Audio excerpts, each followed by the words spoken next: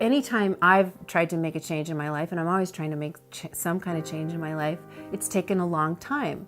And I've made 2 steps forward and 3 steps back or whatever, and so that process is really long, and there's no like secret formula to making it work. There aren't 7 steps to becoming a fully integrated follower of Jesus Christ. In my experience, it's this messy, back and forth, confusing, unfinished process.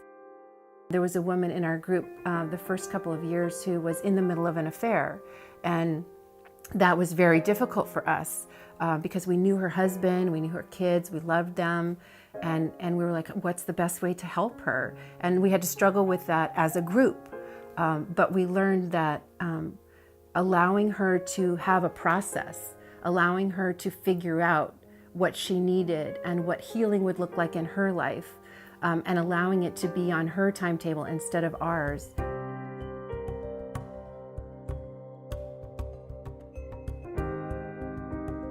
So that was this huge lesson of like, when you really love people and when you really accept and challenge and say, what do you need? What's this about for you? How can we help you move forward? Why do you think you're involved in this? Like, not pretending that it wasn't there, but not telling her she had to be a different person.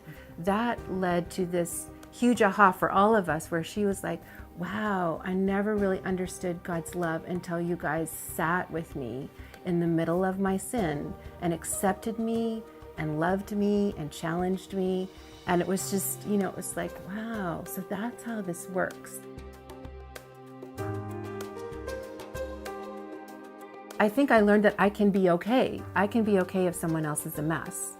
And I think that that's part of the thing that scares people, is they feel like if I really get intensely involved in what's going on with you, it will take over my life, and I'll be responsible for what happens to you, good or bad.